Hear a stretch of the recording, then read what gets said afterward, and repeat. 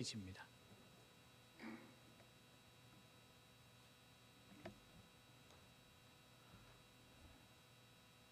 우리 찾으셨으면 우리 한 절씩 교독하도록 하겠습니다. 제가 먼저 읽겠습니다.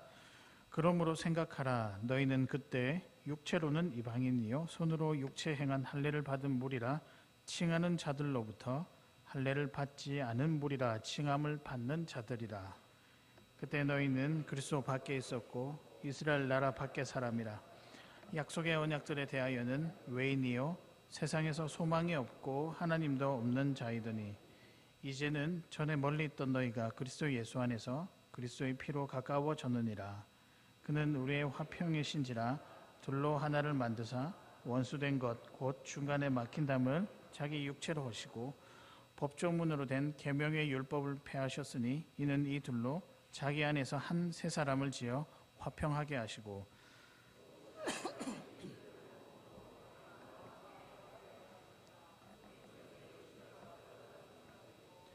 또 오셔서 먼 데 있는 너희에게 평안을 전하시고 가까운 데 있는 자들에게 평안을 전하셨으니 이는 그로 말미암아 우리 둘이 한 성령 안에서 아버지께 나아감을 얻게 하려 하심이라.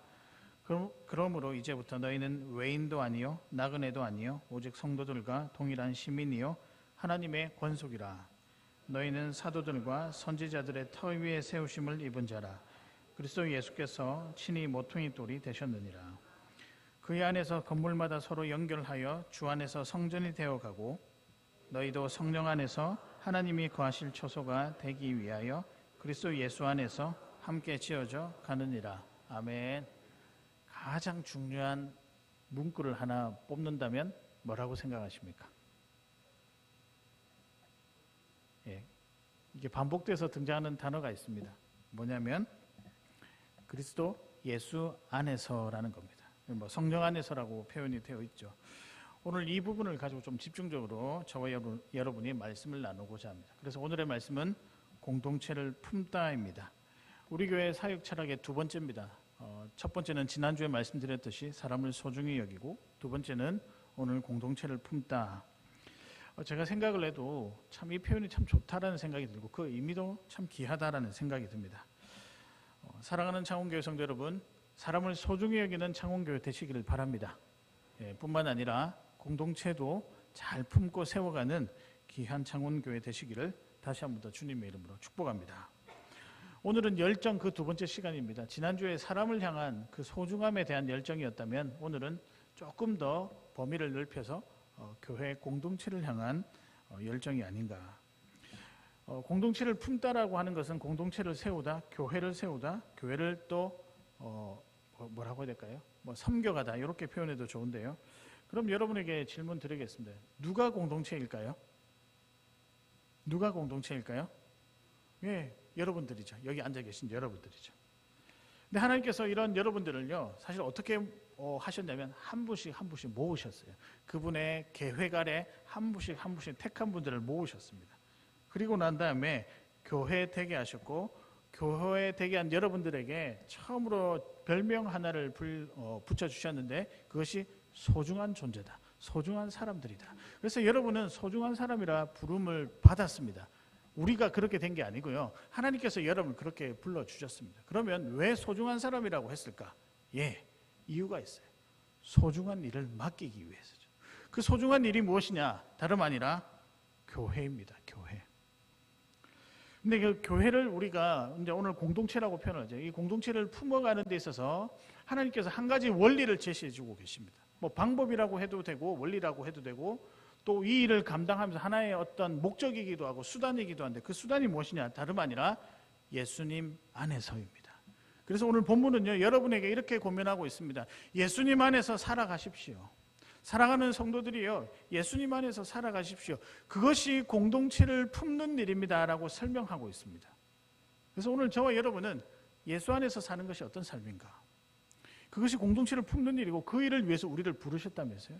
그러면 우리가 예수 안에서 사는 것이 어떤 것인지를 하나씩 하나씩 말씀을 통해서 우리가 살펴볼 때 저와 여러분이 예수 안에서 더 없는 기쁨과 행복을 누리며 살아갔으면 좋겠습니다. 사랑하는 성도 여러분, 예수님 안에서 살아가신 성도 되시기를 바랍니다. 자, 그렇다면 이제 바로 본격적으로 들어가도록 하겠습니다. 예수님 안에서 사는 것은 어떤 것인가? 네, 들어가겠습니다. 첫 번째입니다. 노는 것입니다. 노는 것. 제가 오늘 이렇게 붙여보았는데요. 예수님 안에서 놀기. 제가 이렇게 대지를 적어놓고도 너무 유치하다. 뭐 이게 어린애들한테 쓰는 이야기예요. 물론 어린애들을 무시하는 게 아니라 그러나 또 요거 위에는 다른 표현할 길이 없더라고요. 예수님 안에서 즐기자. 이것도 조금 웃긴 것 같고, 예수님 안에서 노는 거. 왜냐하면 놀 때 제일 기분이 좋거든요. 여러분 공부할 때, 일할 때 제일 기분이 좋으십니까? 아니시죠? 예, 맞습니다. 물론 이제 돈 벌 때는 기분이 좋죠. 물론 나의 소유를 가지는 건 그거 귀한 일이지만 사실은 아무 일도 하지 않냐고 놀 때가 제일 즐거운 때인 것 같습니다. 근데 여러분, 예수님 안에서 노는 건 뭘까요? 오늘 제가 표현은 다소 유치한 표현, 놀기라는 표현을 썼지만 그 내용은 제법 묵직하다고 할 수 있는데요. 예수님 안에서 노는 것은 무엇일까요? 바로 말씀드리겠습니다. 예배입니다. 예배. 그래서 오늘 예수 안에 산다는 것은 첫 번째, 예수 안에 놀기 다름 아니라 예배하기입니다. 예배하기. 사랑하는 성도 여러분, 이런 표현 어떨까요? 예배하면서 노시는 여러분 되시기를 바랍니다. 어이구, 저는 그 표현 별로 좋아하지 않을 줄 알고 대답 안 하실 줄 알았는데 대답을 해서 살짝 놀랐습니다. 맞습니다. 성도는요, 예배하면서 노는 자들입니다. 그게 바로 예수 안에 있는 것들입니다. 저는 예전에 설교하면서 교회가 놀이터가 되었으면 좋겠다라고 설교를 드렸는데, 말씀을 전했는데 혹시 기억나십니까? 그래서 강대상에 올라와도 되고 애들 놀아도 상관없습니다. 왜냐하면 강대상에 올라와도 이때까지 번개 안 맞고 살아있는 제가 여기에 있습니다. 옛날에 우리 그런 이야기 많이 들었잖아요. 마음껏 즐겼으면 좋겠어요. 교회는 어린아이들로부터 우리 노년에 이르기까지 와서 즐거운 곳이다.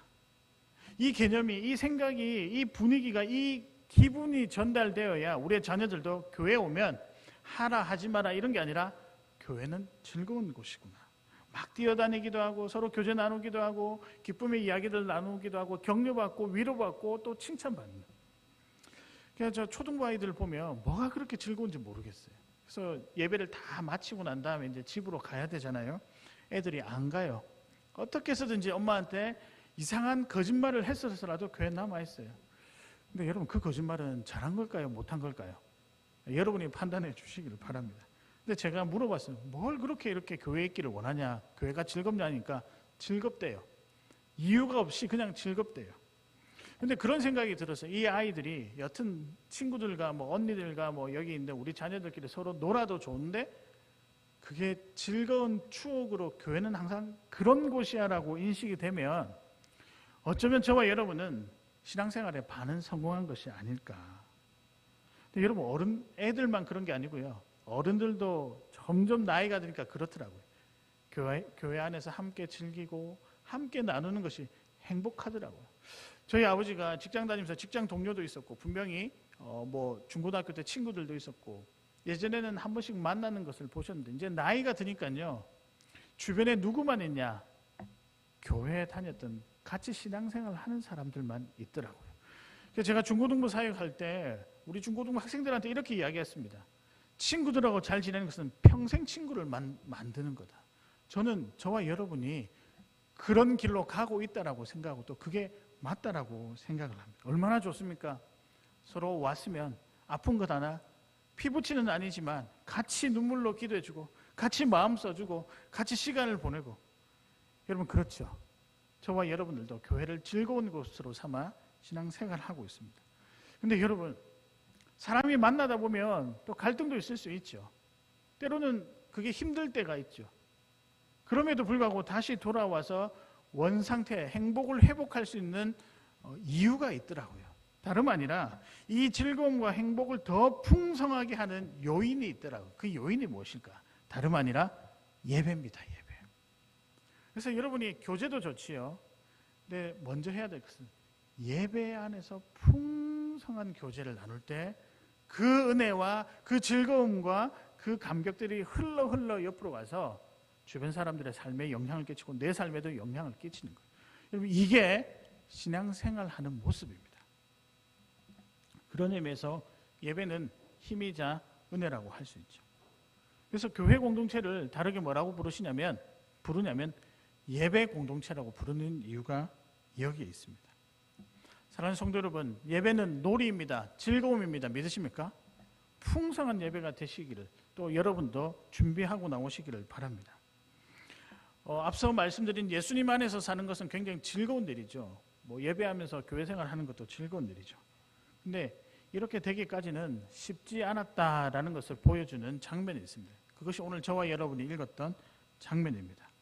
오늘 본문의 배경은 되게 진지해요. 왜냐하면 갈등 가운데 있었거든요. 이 편지를 사도 바울이 에베소 지역에 흩어져 있는 누구에게 보냈을까요? 이방인들에게 보냈습니다. 예. 이방인들에게 보냈습니다. 근데 이방인들에게 보내는 간절한 사도 바울의 편지입니다. 왜냐하면요, 그 당시 에베소 교회에 흩어져 있던 교회들은 즐겁지가 않았어요. 교회 매주 나오긴 나오는데 즐겁지가 않은 거예요. 근데 왜 즐겁지 않을까 보니 나뉘어져 있었어요. 이방인과 유대인들. 그러니까 유대인 성도들이 좀 다수였고 이방인은 소수였나 봅니다. 그러다 보니 유대인 성도들이 이방인 성도들을 차별하고 무시했던 거죠. 근데 사도 바울이 그 소식을 들으니까 너무 마음이 아픈 거예요. 자기는 목숨을 각오하고 전도 여행을 통해서 1차 전도 여행을 열심히 다녀가지고 교회 아주 개척을 해서 바로 세워놨는데 자기가 빠지고 나니까 들리는 소리는 나뉘어졌다. 왜 나뉘어졌냐면 율법을 지키느냐. 그래서 우리는 선민이 이스라엘 어떤 족속들 유대인들은 우리는 특별한 존재야. 이방인 너희들은 특별한 존재가 아니야. 라고 이야기를 하면서 무시했던 거죠. 근데 바울이 이 이야기를 들으니까 아이고 너무 답답한 거예요. 왜냐하면 율법보다 더 중요한 생명 대신 예수 그리스도. 그래서 오늘 제가 제일 중요한 말이 뭐라고 했죠? 그리스도 안에서. 이 사람들이 잊고 있었던 거예요. 그리스도 안에서를 잊고 있었던 거예요. 그럼 어떻게 하면 다시 연합해서 즐거운 신앙생활이 될 수 있게 할까 고민하다가 내어놓은 대안이 무엇이냐? 그리스도 안에서 할 수 있는 것도 한 가지라는 거죠. 그게 예배라는 거죠. 예배입니다. 예배. 예배는 뭐냐? 여러분이 그리스도 안에 있다라고 하는 증거입니다. 그런 의미에서 우리는 정말 예배를 잘 드려야 됩니다. 21절에 보실까요? 그의 안에서 건물마다 서로 연결하여 주 안에서 성전이 되어가고 22절 너희도 성령 안에서 하나님이 거하실 처소가 되기 위하여 그리스도 예수 안에서 함께 지어져 가느니라. 어떻게 잘 놀 수 있다고요? 예수님 안에서 어떻게 잘 놀 수 있느냐? 다름 아니라 예배라는 거죠. 예배 안에서 여러분 즐거워야 됩니다. 그러니까 예배는 한 주간에 내가 해야 될 일 중에 하나가 아니고요. 여러분을 행복하게 하는 원천이라는 거죠. 그래서 여러분 제가 이제 그런 이야기들을 많이 들었는데 나뉘어진 교회에 대한 이야기들을 종종 듣거든요. 근데 해결책을 대부분 뭐라고 하냐면 예배 가운데 똑바로 서자.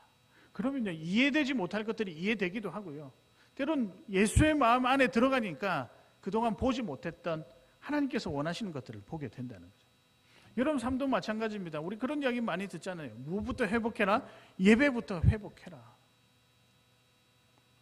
그럼 예배를 어떻게 회복해야 되냐면 여러분이 예배를 준비하고 오셔야 돼요. 저도 준비해야 되고 여러분도 준비하고 오셔야 되죠. 그 안에서 주님과 함께 놀며 함께 이해하며 예배를 통한 감격을 위해서 여러분 정말 피땀 흘리는 기도와 준비가 있어야 된다는 거죠. 물론 이제 예배하면서 논다라고 하니 표현이 생소하시기도 하지만 그럴 만한 이유가 있습니다. 예배는요 잔치거든요.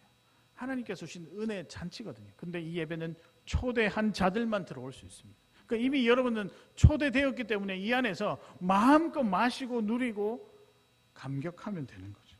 즐기는 것 당연합니다. 이곳은 이 예배는 잔치 자리거든요. 그럼 우리가 하나님 나라에 우리가 이제 다 삶이 다 하고 난 다음에 하나님 나라에 가면 뭘 할까요? 안 가봐서 모르시겠죠. 예상컨대 이건 제 상상이기도 합니다. 예배하지 않을까. 근데 분명히 예배한다 이러면 인상이 살짝 이렇게 찌푸려지면서 아니 이 땅에서도 예배했는데 천국 가서도 또 예배해야 됩니까?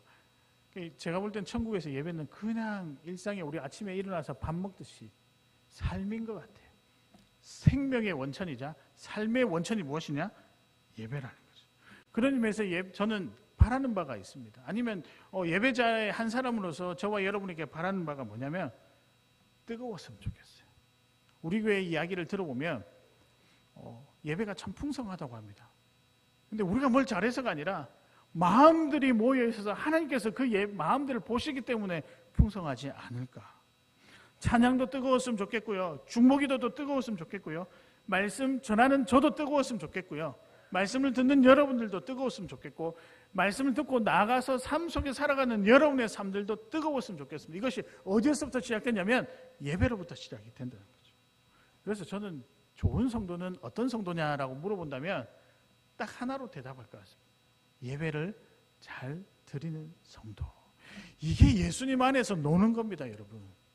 뭐 화려하게 노는 거 저는 대한민국에서 제일 잘 놀 자신이 있어요. 근데 제가 제일 잘 놀고 싶어 하는 게 뭐냐? 예배하면서 노는 거예요. 여러분, 이럴 때 하나님께서 주시는 기쁨과 행복이 풍성하리라고 저는 확신합니다. 사랑하는 성도 여러분, 예배 안에서 노시고 예배하면서 주님과 더불어 교제하시는 귀한 예배 성도 되시기를 주님의 이름으로 축복합니다. 둘째입니다. 예수님 안에서 사는 것은 어떤 것인가? 두 번째는 꿈꾸기입니다. 꿈꾸기. 예수님 안에서 꿈꾸기입니다. 어떻게 하는 것이 예수님 안에서 사는 것인가? 다름 아니라 꿈을 꾸는 것이 예수님 안에서 사는 것이죠.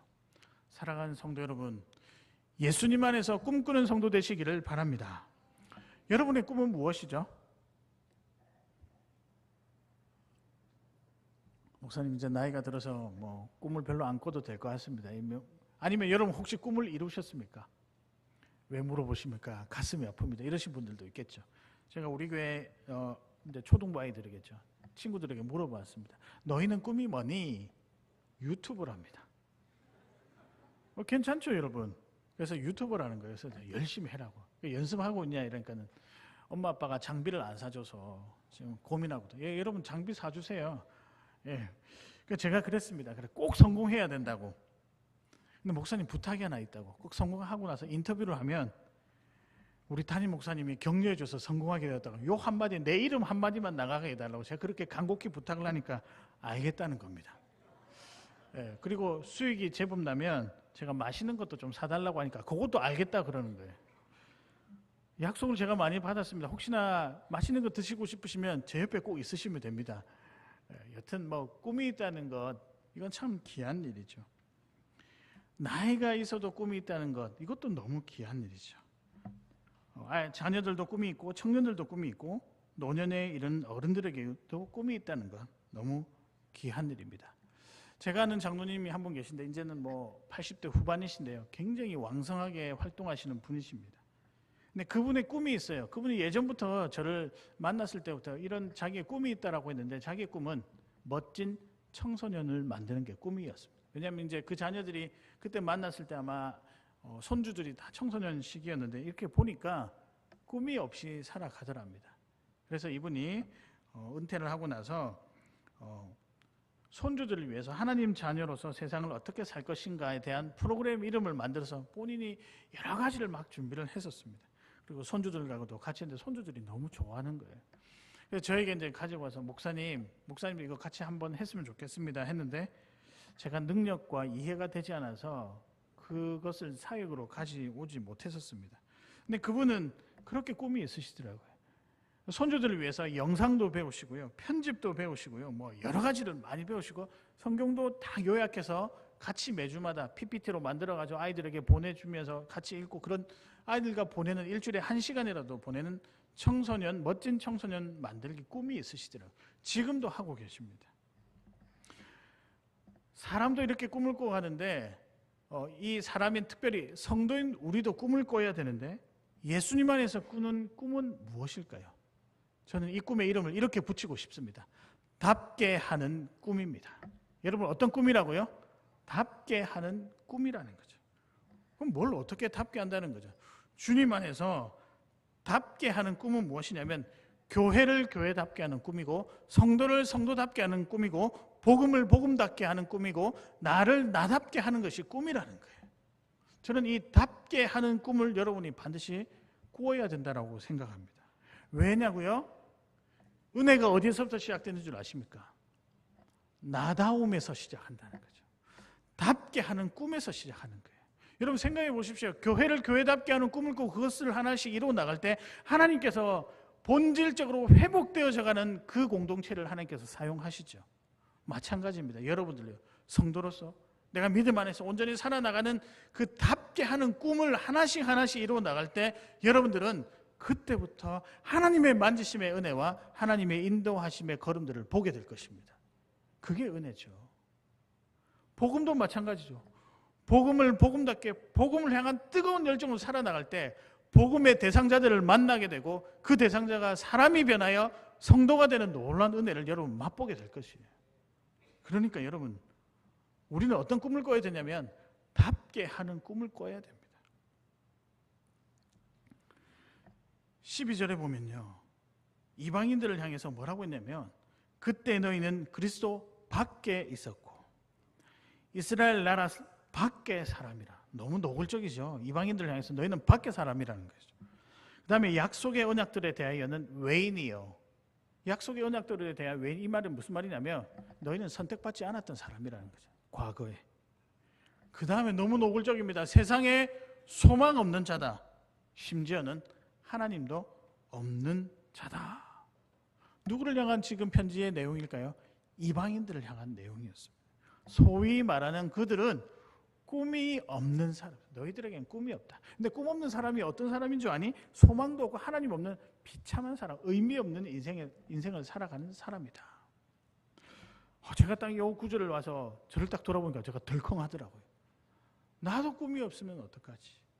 성도답게 하는 꿈이 없으면 나도 의미 없는 인생이 될지도 모르겠구나. 막 두려운 거예요. 근데 너무 감사하게도 하나님께서 우리를 그냥 내버려 두지 않으시고 13절에 보면 이제는 이게 되게 중요합니다. 이제는 전에 멀리 있던 너희가, 과거형이죠. 전이라는 거. 지금은 어떻게 되느냐? 그리스도 예수 안에서 그리스도의 피로, 그 다음 말이 중요합니다. 어떻게 되었다고요? 가까워졌느니라. 꿈을 꾸게 되었다는 거죠. 그에게 꿈이 있게 되었다는 거죠. 이전에는 성도가 아니고 죄인이었지만 이제는 성도답게 살아가는 꿈을 가진 사람으로 변했다는 겁니다. 혹시 여러분 중에 이런 꿈을 가지고 계신 분 있을까요? 예수님 안에서 사는 것이 꿈이다. 성도답게 사는 것이 꿈이다. 부끄러워서 손 못 드시지만 다 그런 꿈을 가지고 계시죠. 만약에요, 여러분, 그 꿈이 없었다면 이제부터 꿈을 한번 꾸어보시기를 바랍니다. 뭐 별것 아닌 것 같아 보여도 꽤 귀한 꿈입니다. 성도가 다른 말로 하나님의 동력자거든요. 그럼 우리는 어떤 꿈을 꾸냐? 하나님, 우리도 하나님의 동력자가 되고 싶습니다. 이건 어마어마한 꿈이라는 거죠. 지지난주에 우리 박기준 선교사님께서 말씀을 전하셨는데 이제 마치고 나서 집에 가서 이제 이런저런 차 한잔하면서 이런저런 이야기를 했었습니다. 근데 한국 들어와서 이제 파송한 교회에 가서 예배를 이제 말씀을 전하는데 거기서 놀라운 경험을 하나 했다고 합니다. 그 전에 이제 인도네시아 말랑으로 이제 우리가 여름에 단기팀이 다녀올 건데 우리 자녀들도 다녀왔습니다. 가면 우리가 살렘 신학교라는 곳을 가는데요. 이제 박규준 선교사님은 그곳에서 학생들을 가르칩니다. 근데 그 학교가 지은 지도 제법 오래되었고 또 특별하게 그 지역에 한국에 없는 곤충이 하나 있더라고요. 흰개미라고 들어보셨습니까? 근데 흰개미는 뭘 하고 사느냐? 모든 이 세상에 나무라고 하는 나무는 다 갉아먹고 사는 거예요. 근데 이제 이 선교사님이 한국으로 나오시기 전에 우리가 이제 입구에 가면 처마 같은 게 있잖아요. 이렇게 입구에 오면. 근데 그게 갑자기 나오는데 쿵 무너졌다는 거예요. 이게 이제 왜냐면 나무가 다 이 흰개미가 다 갉아먹어가지고 힘이 없어가지고 쿵 무너졌다는 거예요. 물론 이제 다 밤에 그런 일이 있어서 뭐 학생들도 다치지 않은 기숙사가 있었음에도 불구하고 다치지 않았는데 아침에 일어나서 보니 난장판이 되어 있는 거예요. 이게 다 내려앉아가지고. 제가 이제 올 초에도 우리 자녀들 이제 환영한다고 제가 미리 가서 도서관에 갔었는데요. 도서관에 가니까 여러분 되게 놀라운 것은 이게 대가 있는데 그 선반에 보니까 다 구멍이 뚫려 있어요. 제가 톡 치면 그냥 책이 와르르 무너질 것 같은 거예요. 그래서 이번에 이제 선교사님이 나오시면서 한국에 가면 좀 도움 주실 분을 위해서 기도해야 되겠다. 무엇이든 뭐 재정적이든 뭐든 간에 기도해야 되겠다라고 생각을 했었습니다. 그리고 파송교회에서 말씀을 전하는데 이 이야기는 하지 않는 게 낫겠다 싶어서 하지 않았다라고 합니다. 근데 그때 어떤 분이 한 성도님께서 그런 생각이 들었대요. 예배를 드리고 있는데 이상하게 내 마음, 자기 마음을 움직이면서 내가 도움의 손길이 되어야 되겠다라고 하셨고, 그분이 집으로 갔다가 이제 오후 예배를 다 마치고 난 다음에 선교사님께 연락해서 잠시 만나자라고 해서 교회로 오셨다고 합니다. 그리고 교회에서 오셔가지고 선교사님께 봉투를 딱 전달하면서 예전부터 자기 기도 제목이 있었는데 돕는 성도가 되게 해달라고, 하나님께 힘이 되는 성도가 되게 해달라고 막연하게 그렇게 기도했다고 합니다. 근데 딱 그 말씀을 들으면서 뭐 오늘 이상하게 자기가 그 설교 말씀을 들으면서 내가 도울 수 있는 것이 무엇일까 하다가 그동안 꼬깃꼬깃, 나이도 좀 있으신 분이에요. 꼬깃꼬깃 모아둔 돈을 가지고 선교사님께 이걸 드리는 게 맞겠다라고 해서 드렸다고 합니다. 선교사님께서도 사실은 이런 상황이었습니다라고 이야기하고 말씀드리니까 너무 기뻐하더라고요. 집에 와서 이제 금액을 딱 열어봤는데 참 하나님 놀라우시죠. 정확하신 분이십니다. 그 기도하고 작정하기로 했던 그 금액이 바로 들어온 거예요. 성도답게 사는 한 사람이 많은 곳에서 하나님의 역사를 진행시킨 증거를 보여주고 있습니다. 여러분, 이런 일에 여러분을 동참시키면 흥분되지 않을까요? 저는 엄청, 우리 교회가 만약에 그런 교회로 사용된다면 이건 어마어마한 기쁨이 우리에게 있을 것 같습니다. 사랑하는 성도 여러분, 답게 사는, 특별히 성도답게 사는 삶이 저와 여러분의 삶이었으면 좋겠습니다. 그렇게 살아가셨으면 좋겠습니다. 어떻게 사는 것이 예수님 안에서 사는 것인가? 다름 아니라 답게 하는 꿈을 날마다 꾸고 그것을 만들어 나가고 그것을 또 올려드리는 그 삶, 이 삶으로 살아갔으면 좋겠습니다. 그래서 저와 여러분은 함께 꿈꾸며 사는 인생으로 살아가시는 귀한 여러분 되시기를 주님의 이름으로 축복합니다. 마지막입니다. 예수님 안에서 사는 것은 어떤 것일까? 마지막은 조금 평이하긴 한데요. 그러나 의미는 그렇지 않습니다. 사랑하기입니다. 예수님 안에서 사랑하기. 근데 저는 이런 사랑을 좀 이야기하고 싶습니다. 미리 그냥 결론부터 말씀드리면 정말 희생이 담긴 사랑이었으면 좋겠습니다.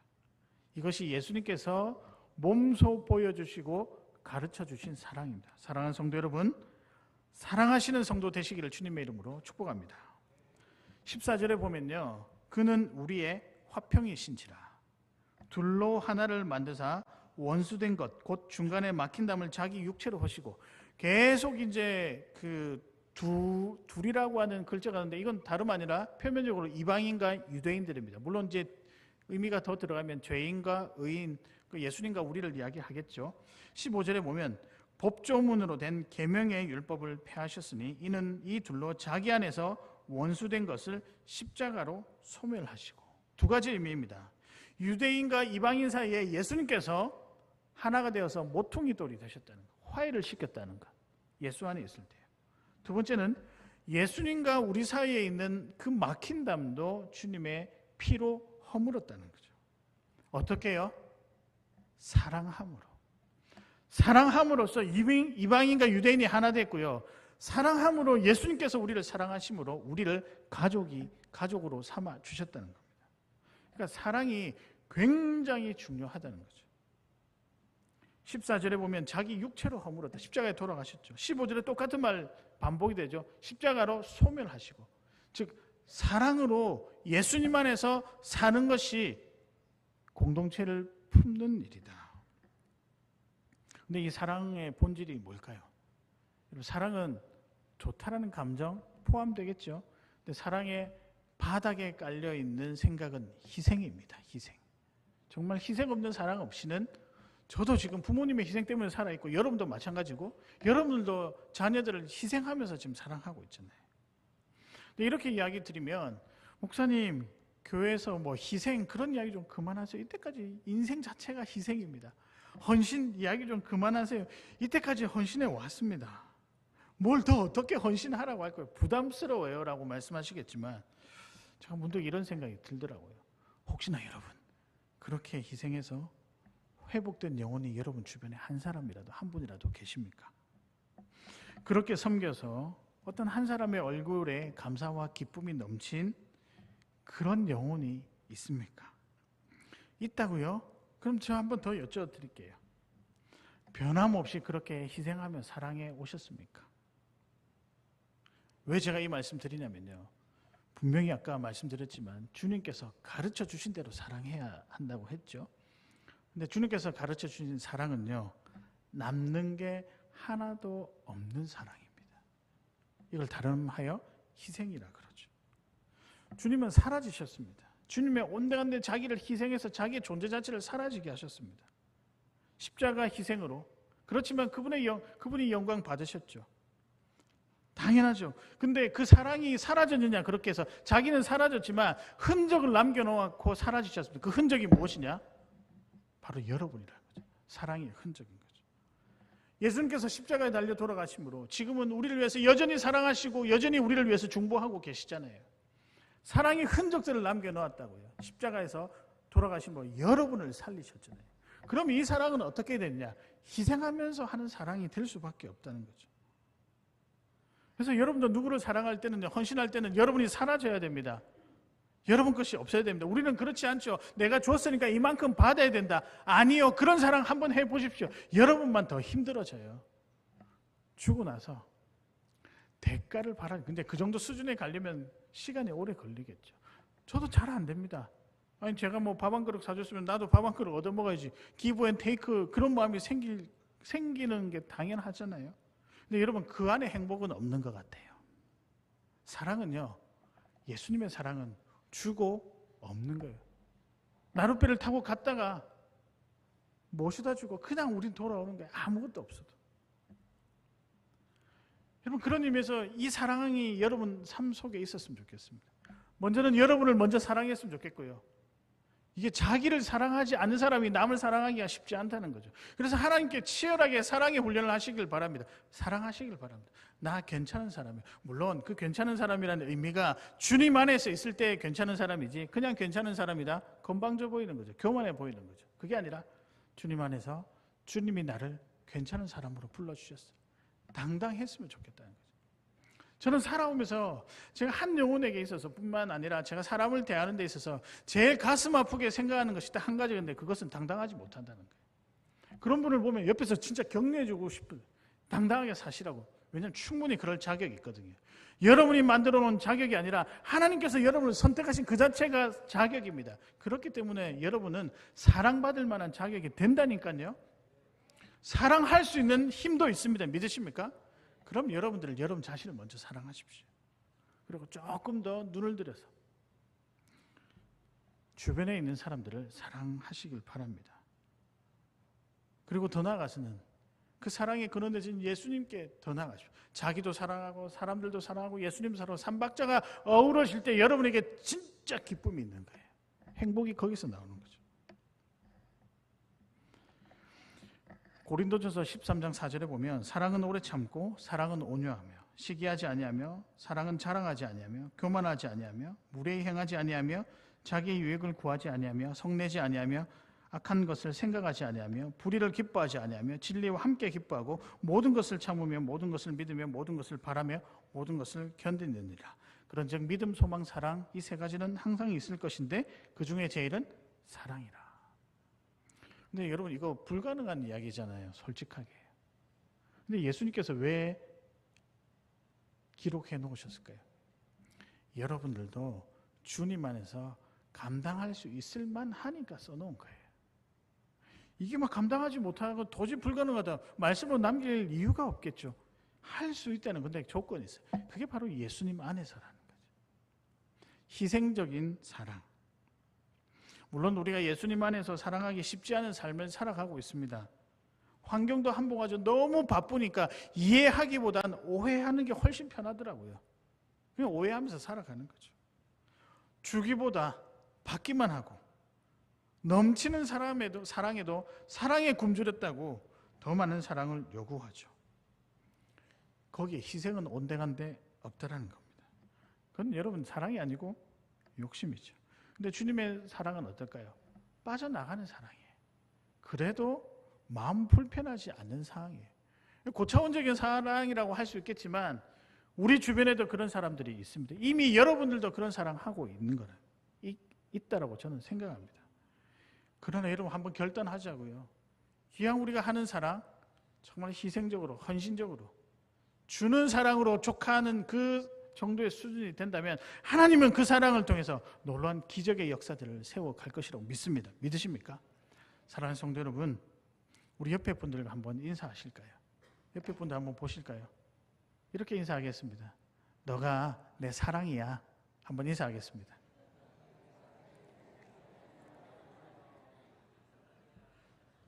여러분 보십시오. 우리는 사랑 이야기만 나오면 이렇게 좋아하잖아요. 이게 얼마나, 여러분 이게 그냥 되는 게 아니고 성도이기 때문에 가능한 겁니다. 사랑하는 성도 여러분, 예수님 안에서 어떻게 살아야 되는가? 끝까지 사랑하시고 헌신적으로 사랑하시고 받는 것 생각하지 아니한 주는 사랑으로 끝나도 완벽한 사랑이라고 고백하며 살아가시는 귀한 여러분 되시기를 주님의 이름으로 축복합니다. 말씀을 정리하겠습니다. 오늘의 말씀은 공동체를 품다. 공동체를 품는 것은 어떤 것이냐? 예수님 안에서 사는 도전을 가지고 사는 거죠. 그러면 예수님 안에서 사는 것은 어떤 것일까요? 첫 번째는 노세요. 너무 노십시오. 근데 다름 아니라 어떻게 논다고요? 예배하면서. 예배를 즐기시길 바랍니다. 두 번째입니다. 꿈을 꾸세요. 어떤 꿈을 꿀까요? 성도답게 하는 꿈을 꾸시기를 바랍니다. 마지막입니다. 어떻게 하는 것일까요? 마지막은요, 사랑하기죠. 저는 요 문구 기억했으면 좋겠습니다. 가지만 돌아오지 않는 사랑이어도 좋다. 저는 이 문구 기억했으면 좋겠습니다. 그런 사랑으로 살아가신 여러분 되시기를 바랍니다. 여러분, 눈물 흘릴 일도 많지만 그러나 옆에 있는 분들이 여러분을 위해서 중보해 주실 것이고 세워줄 것이고 함께해 주실 거라 믿습니다. 이것이 공동체를 품는 것입니다. 믿으십니까? 그런 교회, 여러분 우리가 이런 뭐라 그럴까요? 이런 소문이 났으면 좋겠어요. 저 교회는 맛집 교회다. 예배가 맛있는 예배 맛집이다. 사랑의 맛집이다. 맛집 교회가 되었으면 좋겠습니다. 그런 교회가 되시기를 다시 한번 더 주님의 이름으로 축복합니다. 우리 오늘 의미를 되새겨서요, 우리 옆에 계신 분들 서로 축복하고 여러분들도 축복하면서 축복하는 마음으로 이 찬양 함께 부르도록 하겠습니다.